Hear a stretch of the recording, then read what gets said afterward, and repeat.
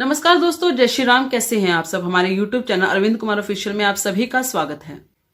Once a मंदिर is always a mandir, once a temple is always a temple. यानी कि जब मंदिर की स्थापना हो जाती है कहीं पर, जहां प्राण प्रतिष्ठा हो जाती है भगवान की, वो हमेशा के लिए मंदिर ही रहता है। ऐसा इसलिए क्योंकि वहां की जो एनर्जीज होती हैं वो उसी मंदिर के अकॉर्डिंग हो जाती हैं। और अगर कहीं पे भी मंदिर बन जाता है ना, तो वहां से भगवान कभी नहीं जाते। लेकिन हाँ, कुछ ऐसे लोग हैं हमारी दुनिया के अंदर, बल्कि हमें उनके साथ रहना भी पड़ रहा है, जो हमारे मंदिरों पर अतिक्रमण आज से नहीं हजारों सालों से करते आ रहे हैं। एक ऐसी ही वीडियो अतिक्रमण की दमन दीव से आई है और वो वायरल भी हो चुकी है।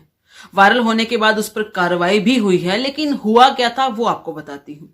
दरअसल दमन दीव से जो वीडियो वायरल हो रही थी उसमें एक बहुत ही प्राचीन मंदिर दिखाया जा रहा था।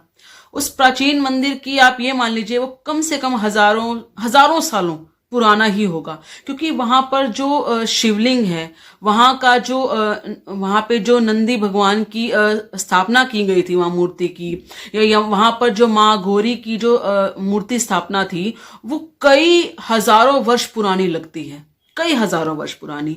इसलिए वो दिख रहा है साफ कि वो काफी पुराने, जो कहते हैं ना, बहुत पुराना पत्थर जो होता है, जो जमीन से ही जो पत्थर होता है उसी को नक्काशी करके बनाया गया होता है, वैसा ही बना हुआ है। और वो कई हजार सालों पुराना मंदिर है। लेकिन वहीं पर जब उस मंदिर को एक लड़का दिखा रहा था वीडियो में, वो सड़क से शुरू करता है और वहां पर दिखाता है कि वहां पर किस तरीके से अतिक्रमण हुआ है। उस अतिक्रमण के अंदर साफ दिखता है कि वहां पर वही मंदिर के अंदर किसी ने मजार बना दी गई है। उस मजार को सीमेंट से ऐसे ही पोत कर बनाया है, ऐसा नहीं कि वहां पर कोई है, क्योंकि मंदिर का नीचे जो पत्थर है वो साफ, वो जो सरफेस है वो दिखाई देता है। इसीलिए उसके ऊपर जो सीमेंट से बनाई गई है वो अलग से बनाई गई है, वो साफ दिख रहा है। जब ये वीडियो सोशल मीडिया पर सबके सामने आई और वायरल हो गई, काफी खूब तरीके से वायरल हो गई, उसके बाद कुछ लोगों ने इस पर कार्रवाई भी की और उसके बाद उस मजार को हटा भी दिया गया। परंतु यदि आपके आसपास भी अगर इतने पुराने मंदिर हैं और अतिक्रमण होता है उसके ऊपर, तो आपको बहुत चौकन्ना होने की जरूरत है, क्योंकि हम जानते हैं इनके पास एक वक्फ बोर्ड नाम का एक बहुत गंदा और गहरा हथियार है, जिसके कारण इन्होंने बहुत सी जमीनों को, बहुत से मंदिरों को, बहुत सी जगहों को, इवन दैट आप सबको याद होगा एक केस जो इलाहाबाद कोर्ट का भी हुआ था, जिसमें इलाहाबाद कोर्ट की जगह को भी हथिया लिया गया था। वहां पर किसी ने कभी कोई पूजा पाठ, यानी कि जो इनकी होती है मतलब नमाज मुज, वो उस तरीके से पढ़ना शुरू कर दिया। उसके बाद उस जगह को भी छुड़वाने के लिए उसको सुप्रीम कोर्ट में, इलाहाबाद कोर्ट को सुप्रीम कोर्ट में जाकर मतलब अपना मामला दर्ज करवाना पड़ा था।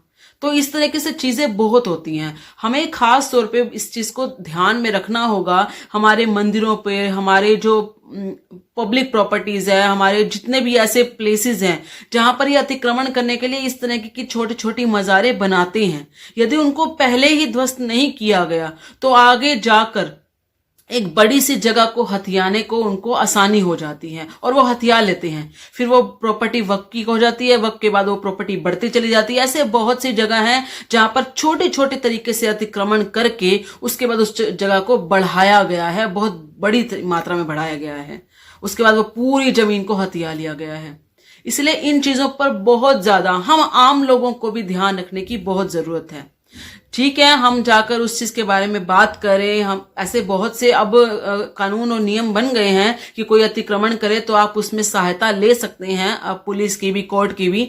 लेकिन हम लोगों को इस चीज का ध्यान बहुत रखना होगा, क्योंकि अगर हमारे मंदिरों पर खास तौर पे अतिक्रमण किया जा रहा है तो इसका मतलब हमारे मंदिर की जो पॉजिटिव एनर्जी है, जो सकारात्मक ऊर्जा है, और साथ के साथ हमारे भगवानों का अपमान भी हो रहा है। उस एनर्जी को तो अतिक्रमण किया जा ही रहा है, लेकिन उसके साथ हमारे भगवानों का अपमान भी हो रहा है, जो हम हिंदुओं को कभी नहीं सहना चाहिए। ये सबसे गलत चीज है अगर आप चुप रहते हैं।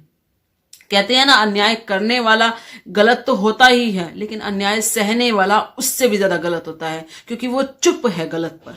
आप सबका इस बारे में क्या कहना है, कृपया करके अपने विचार कमेंट में जरूर बताइएगा। इस वीडियो को लाइक और शेयर जरूर कीजिएगा। धन्यवाद। जय श्री राम।